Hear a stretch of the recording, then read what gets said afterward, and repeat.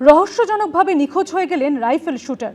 নিখোঁজ নাবালিকা দময়ন্তী সেনের বাড়ি হাওড়ায়। থানায় নিখোঁজ ডায়েরি করার পর একদিন পেরিয়ে গেলেও এখনও খোঁজ মেলেনি কিশোরীর। নিখোঁজ শুটারের পাশে থাকার আশ্বাস দিয়েছেন রাজ্যের ক্রীড়ামন্ত্রী। ওকে পাওয়া যাচ্ছে না, এটা আমি ঠিক মেনে নিতে পারছি না। সবচেয়ে বড় কথা, কোনো রকম ট্রেস করতে পারছে না। 24 ঘন্টা হয়ে গেল। প্রতিভাবান রাইফেল শুটার জাতীয় দলে ট্রায়ালের সুযোগ পেয়েছিলেন। 15 বছরের সেই দময়ন্তী সেনের নিখোঁজ হওয়ার ঘটনা ঘিরে রহস্য ক্রমশ ঘনাচ্ছে। পরিবারের দাবি, বৃহস্পতিবার সকালে বাড়ির পোশাকে কাছের দোকানে গেছিল সে। তারপর থেকেই আর খোঁজ মেলেনি তার। কাল থেকে মিসিং হয়েছে। মা বললো দুধ আনতে গেছে। আমি বললাম দুধ আনতে গেছে, এত দেরি হচ্ছে? গিয়ে দেখলাম দুটো দোকানেই নেই। একটা মেয়ে বললো যে আপনার এই মেয়েটাকে দেখা গেছে হাওড়া স্টেশন দিকে। তারপর তো হাওড়া স্টেশনে গিয়ে সিসিটিভি ফুটেজ দেখলাম যে 9:46-এ হাওড়া স্টেশনে ঢুকছে এবং যেখানে 4 নম্বর 5 নম্বর প্ল্যাটফর্মে মেয়েকে ঢুকতে দেখা গেছে। তারপর থেকে কোনো খোঁজ খবর কেউ দিতে পারিনি। হাওড়া থানায় নিখোঁজ ডায়েরি করা হলেও এখনো পর্যন্ত খোঁজ মেলেনি কিশোরী শুটারের। কি হয়ে থাকতে পারে তা নিয়ে ধন্দে দময়ন্তীর পরিবার। বাড়িতে তো কিছু হয়নি, কারণ আমি বকিনি, মানে মায়ের সাথেও কোনো বাক্য বিনিময় কিচ্ছু না। এরম ভাবে ডায়েরি লেখে, প্রত্যেক দিনকার লেখে।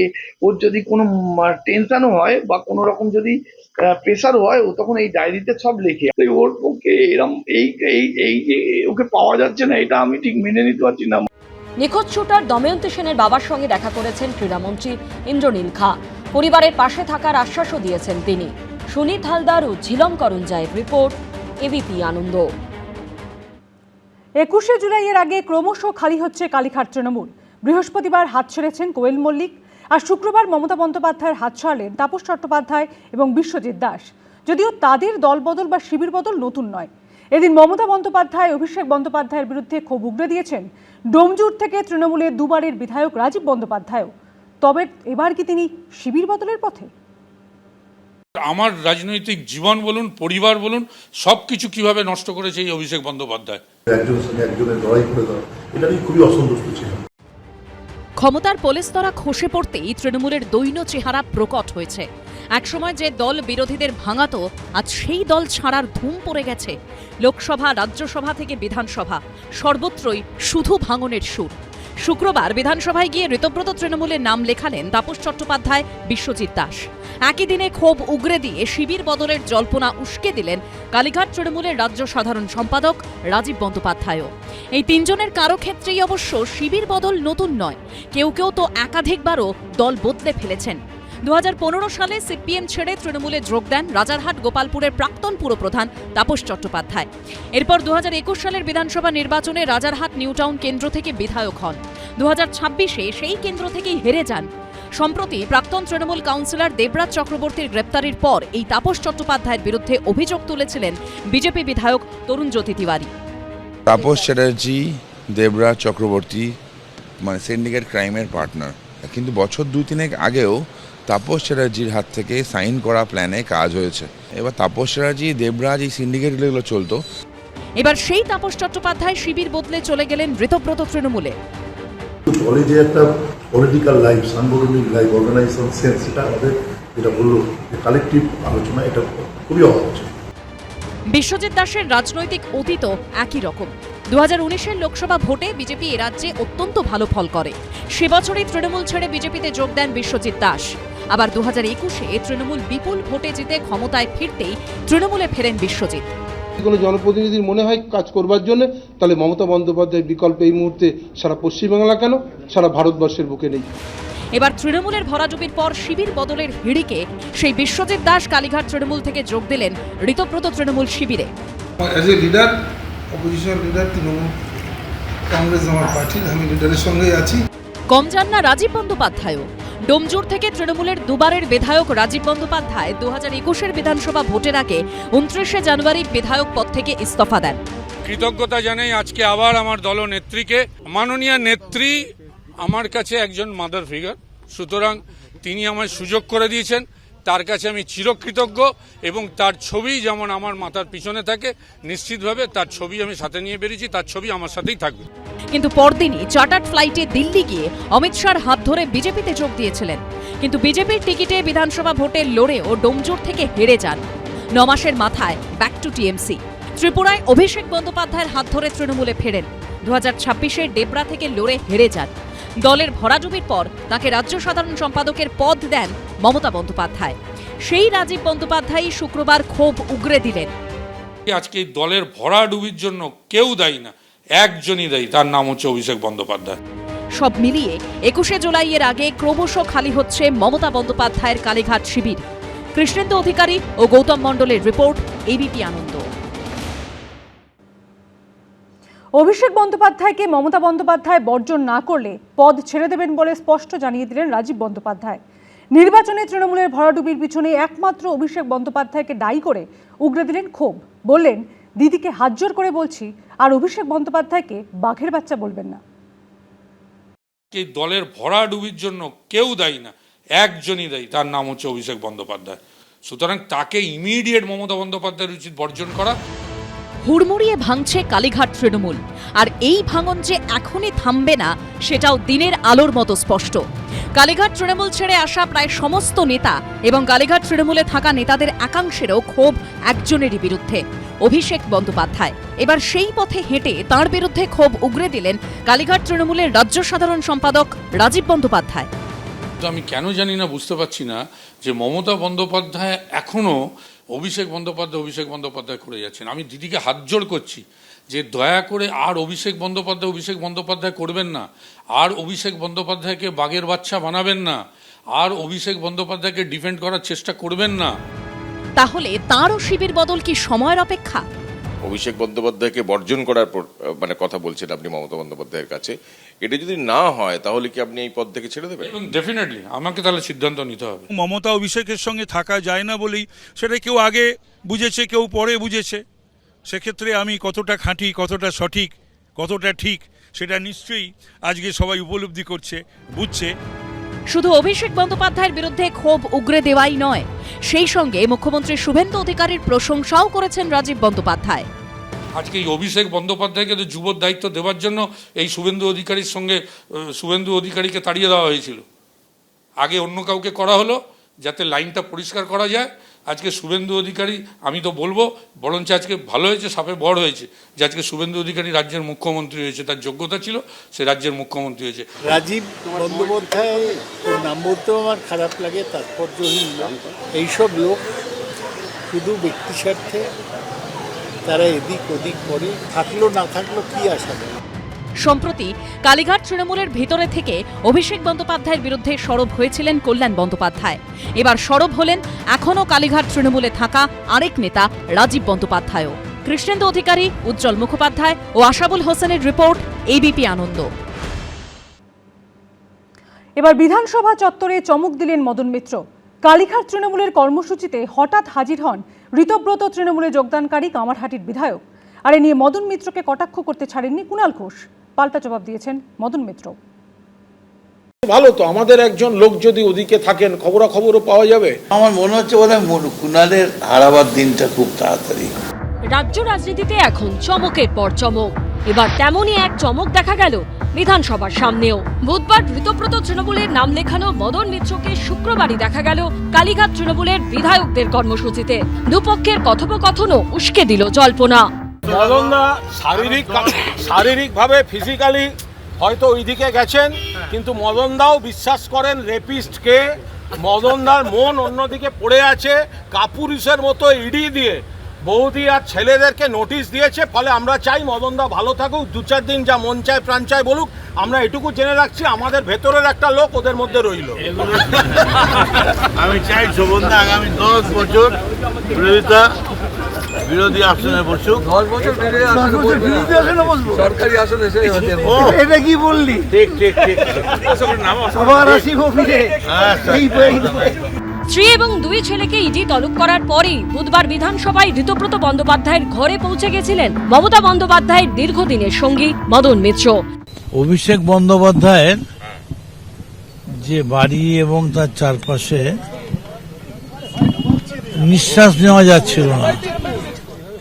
আর এত নিয়ম কানুন, এত সবকিছু, এত কিছু মেনে চলা পোষাচ্ছিল না। অনুব্রত মণ্ডল যদি R9 হন, মদনদা হচ্ছেন আমাদের রোনাল্ডিনো। কিন্তু এই দুদিনের মধ্যেই ফের কালীঘাট তৃণমূলের কর্মসূচিতে কেন? জল্পনার আবহে ইঙ্গিতপূর্ণ মন্তব্য করেছে দুপক্ষই। ইডির চিঠি গেছে বৌদিকে এবং ছেলেদের টার্গেট করে, ওনাকে ক্যাম্প বদল করতে হয়েছে। ভালো তো, আমাদের একজন লোক যদি ওদিকে থাকেন খবরাখবরও পাওয়া যাবে। এখন এই বিপদটা কাটিয়ে নিন, তারপরে মদনদা আবার মদনদার খেলা শুরু করে দেবে। আজ মন চেয়েছে আমি হারিয়ে যাব আমি তোমার সাথে। এখন কুণাল ঠিক আমার সঙ্গে হারাতে চাইছেন না অন্য কিছু করতে চাইছেন বুঝতে পারিনি। তবে আমার মনে হচ্ছে বোধহয় কুণালের হারাবার দিনটা খুব তাড়াতাড়ি। কে কোন দিকে, কে কার পাশে, রহস্য থেকেই যাচ্ছে।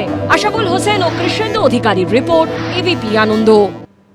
সুখেন্দু শেখর রায়, সুস্মিতা দেব এবং প্রকাশচিক বড়াইকের দেখানো পথে কি হাঁটতে চলেছেন সদ্য তৃণমূলের রাজ্যসভার সাংসদ হিসাবে পদত্যাগ করা কোয়েল মল্লিক? এবার কি কোয়েল মল্লিককে রাজ্যসভার টিকিট দেবে বিজেপি?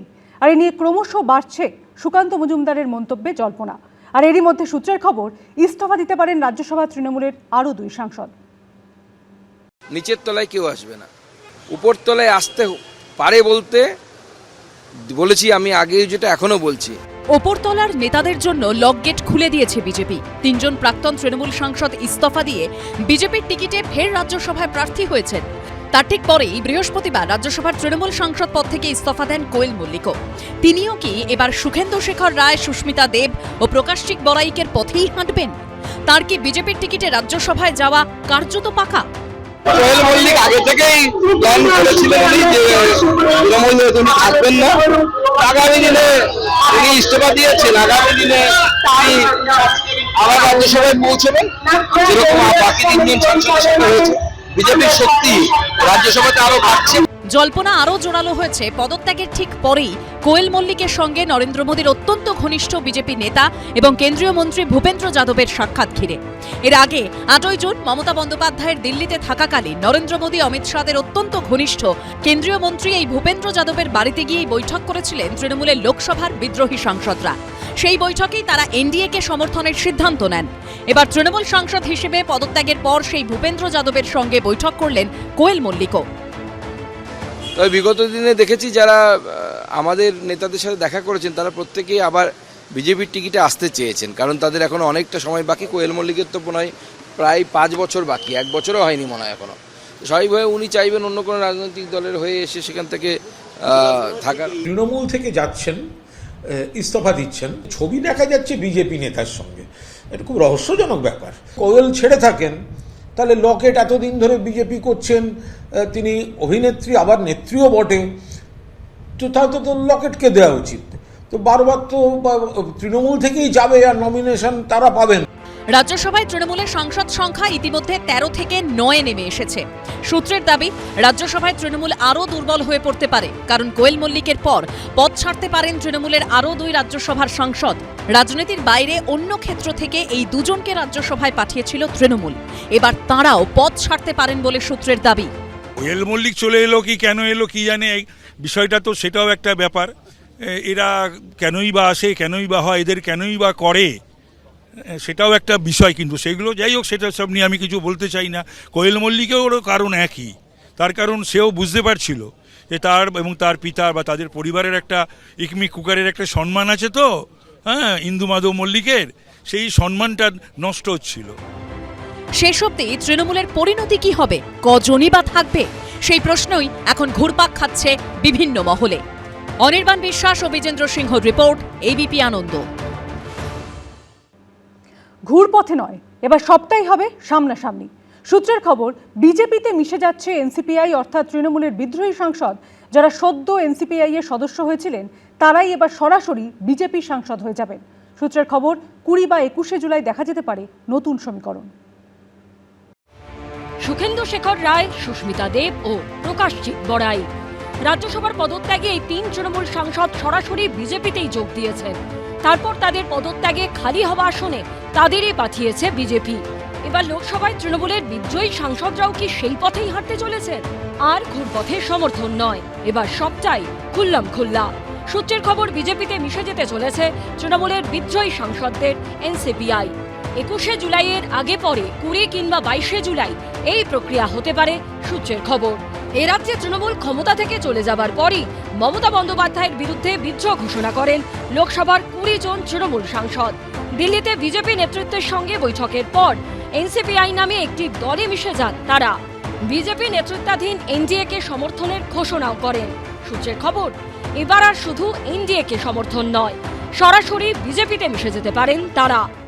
যারা 24 সালে লোকসভায় গেছেন, মানুষ ভোট দিয়েছে বিজেপি বিরোধী ভোট, দিল্লি গিয়ে বলছেন আমরা বিজেপির এখন বন্ধু হতে চাই, তাদের তো 5 বছরের জন্য মানুষ জিতিয়েছিলেন। তাহলে শুধু মমতা বন্দ্যোপাধ্যায়ের সঙ্গে বিশ্বাসঘাতকতা হচ্ছে না, শুধু তৃণমূল কংগ্রেসের সঙ্গে বিশ্বাসঘাতকতা হচ্ছে না, এই এমপিদের একজন ভোটার যে ভোট দিয়েছেন প্রত্যেকের সঙ্গে বিশ্বাসঘাতকতা হচ্ছে। এর আগেই 2/3 আসন না থাকায় মহিলা সংরক্ষণ বিল পাশ করাতে ব্যর্থ হয়েছিল মোদী সরকার। আগামী দিনে এই বিলের পাশাপাশি এক দেশ এক ভোটের মতো বিল পাশ করানো মোদী সরকারের টার্গেট। আর সেজন্য চাই 2/3 সংখ্যাগরিষ্ঠতা। 543 আসনের লোকসভায় 2/3 আসন মানে 362। বর্তমানে এনডিএর সাংসদ সংখ্যা 292। তৃণমূলের 20 জন বিদ্রোহী সাংসদদের এনসিপিআই বিজেপিতে মিশলে সংখ্যাটা বেড়ে হবে 312। এর মধ্যে তামিলনাড়ুতে সরকার গঠনের ক্ষেত্রে কংগ্রেস থালাপতি বিজয়ের টিভিকে সমর্থন করায় ইন্ডিয়া জোটের থেকে দূরত্ব বাড়িয়েছে স্ট্যালিনের ডিএমকে। মারাঠা স্ট্রংম্যান শরদ পাওয়ারের এনসিপি ও এনডিএতে সামিল হতে পারে বলে জল্পনা চলছে।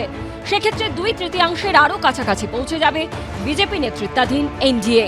অন্যদিকে রাজ্যসভায় 2/3 সংখ্যাগরিষ্ঠতার জন্য প্রয়োজনীয় সংখ্যা 163।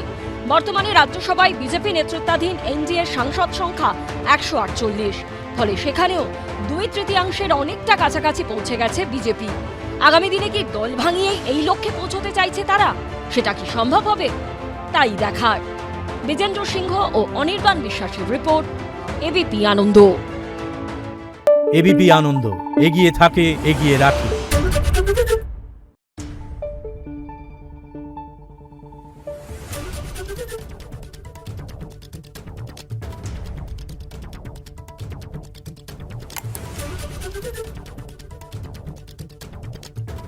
Thank you.